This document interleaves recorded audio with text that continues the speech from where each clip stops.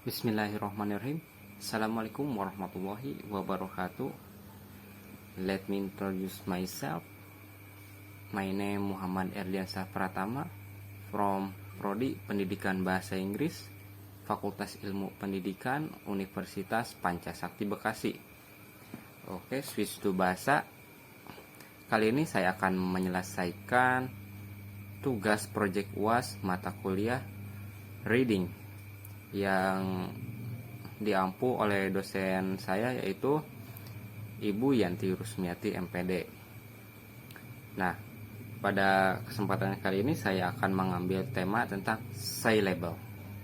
Lanjut aja langsung ke topiknya. Apa itu syllable? Nah, syllable sendiri adalah suku kata, yaitu proses menganalisis pola vokal dan konsonan dalam sebuah kata untuk menentukan di mana kata tersebut pecah menjadi suku kata. Hal ini memungkinkan pembaca dan pengeja untuk mengidentifikasi jenis suku kata dan suara vokal mereka, mengenali diagram konsonan dan campuran, dan dengan demikian sampai pada perkiraan pengucapan dan ejaan kata.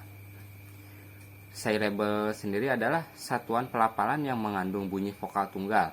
Penelitian menunjukkan bahwa ketika pembaca yang baik menemukan kata yang panjang dan tidak dikenal, mereka menetapkan kata tersebut sebagai pengucapan dengan memotong pola huruf menjadi unit-unit yang dapat diatur. Satuan tersebut dapat berupa fonogram, prefiks, sufiks, dan suku kata. Ketika kita membahas syllable, maka kita akan bertemu dengan prefiks dan sufiks. Prefiks dan sufiks juga membantu siswa mengenali dan mengucapkan kata-kata multisuku kata. Untuk memecahkan kode kata-kata besar, siswa perlu mengenali sufiks dan awalan yang umum, menggunakannya sebagai jeda suku kata yang logis, dan mengucapkannya sebagai satu kesatuan. Sebagian besar waktu, awalan atau akhiran akan membuat suku kata sendiri. Nah, ketika kita bicara syllable, di sini ada beberapa tipe syllable. Itu ada 6 tipe syllable. Coba akan saya jelaskan satu persatu. Yang pertama ada syllable tipe close. Nah, apa sih syllable tipe close? Syllable tipe close itu yang diakhiri oleh sebuah konsonan. Jadi dalam satu suku kata itu akhirannya tuh konsonan. Apa sih konsonan itu? Yaitu selain a, i, u, e, o itu konsonan hurufnya ya. Nah, dan diikuti sebelumnya tuh ada short vowel. Ada bunyi short vowel. Jadi sebelum si konsonan tuh ada satu vowel, ada satu kata vowel atau kata vokal. Entah a, entah i, entah u, e, o gitu ya. Contoh katanya apa? Cat, cat, cat, cat, cat. Nah, itu ada contoh syllable tipe close. Jadi diakhiri dengan konsonan, sebelumnya itu ada short vowel. Jadi cat, cat, short vowel. Jadi hampir nggak kedengaran si e-nya tuh ya, si a-nya tuh jadi cat. Nah, untuk yang kedua ada syllable tipe open. Nah, syllable tipe open itu adalah yang diakhiri oleh vowel. Nah, kalau tadi yang close kan diakhirinya oleh konsonan. Nah, kalau untuk yang open itu diakhirinya tuh oleh sebuah vowel. Dan vowelnya itu biasanya tuh panjang gitu, long vowel gitu. Contohnya itu ada go, go. Nah, kan o itu adalah sebuah vowel.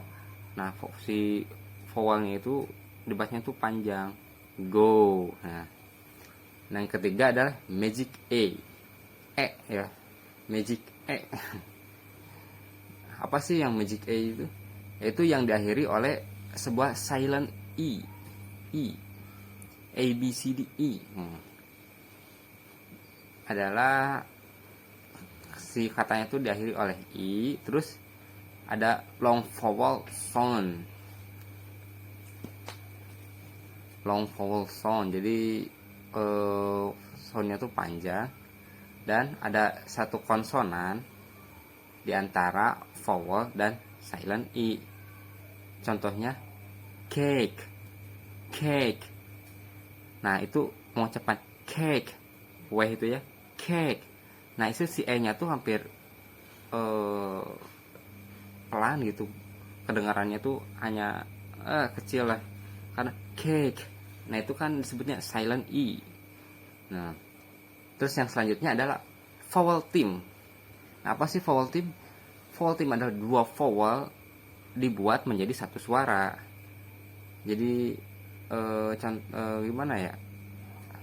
Contohnya aja lah, boot, boot. Kan kalau secara diejah secara bahasa tuh b o a t, boat gitu, boot atau perahu lah gitu ya. Nah itu dari tipe vowel theme itu si dua vowelnya itu ya antara o dan a kan boot ya, b o a t. Nah dan si o dan a, nah tuh nyatu jadi dibikin satu suara. Contohnya gimana cara pembacanya? Jadi boot, jadi seolah-olah tuh jadi satu suara gitu, boot. Nah itu adalah yang dinamakan vowel theme. Nah ada R controller atau control R. Nah itu seperti apa sih? Nah itu ada satu vowel yang yang diikuti oleh akhirannya tuh R. Tah, R, ir, ur, R, or. Contoh katanya apa? Star. Star kan akhir katanya tuh konsonan R. Nah, dan sebelum kata R-nya itu ada vowel. Nah, itu yang disebutkan kontrol R. Nah, yang terakhir ada konsonan li. Nah, konsonan li ini adalah sebuah konsonan yang diakhiri oleh akhiran li. Contohnya apa? Turtle, turtle. Nah, itu turtle. Nah, jadi seperti itu ya gampangnya. Nah kemudian untuk syllable sendiri itu ada ya contoh beberapa suku kata gitu kan. Ada yang syllable satu suku kata, ada syllable dua suku kata, terus ada juga syllable yang tiga suku kata. Contohnya gimana sih yang syllable satu suku kata? Pengucapan itu yang sekali gitu, nggak dibagi-bagi. Contohnya fan, dog, cat, next, mat, jam, dan yang lain-lainnya banyak. Itu hanya beberapa contoh syllable satu suku kata. Terus ada lagi syllable yang dua suku kata. Contohnya seperti music, wagon, second, finish, human, pilot. Itu beberapa contoh kalimat syllable yang dua suku kata. Nah terus ada pula syllable yang tiga suku kata. Nah untuk syllable tiga suku kata contohnya seperti apa sih? Mungkin ada yang tahu? Gampang ya. Misalkan understand, understand, tiga suku kata. Kan bacanya understand tapi itu understand. Jadi syllable-nya itu tiga suku kata. Terus ada butterfly, butterfly, tiga kali gitu ya. Butterfly, butterfly, syllable-nya tiga suku kata. Terus basketball, basketball, basketball. Nah, basketball tiga kali ya. Jadi kayak pengucapan itu syllable-nya tuh seperti tiga suku kata gitu. Terus ada lagi underground, underground, underground. Jadi satu kata underground itu seperti dibaca tiga suku kata, syllable-nya itu underground. Nah, terus ada lagi vertical, vertical. Nah, tiga suku kata. Yang tadi dua suku kata apa? Music, wagon, second, finish, human, pilot. Yang satu kata tadi apa?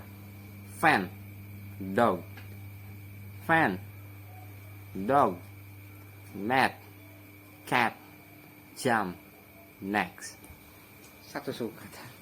Nah mungkin seperti itu ya cara gampang. Jadi jika vokal pertama pendek juga, suku kata pertama akan menyertakan konsonan.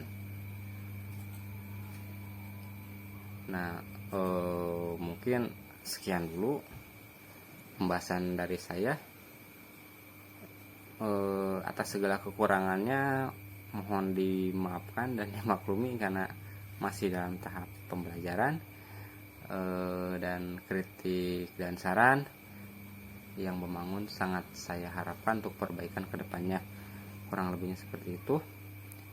Mohon maaf yang sebesar-besarnya.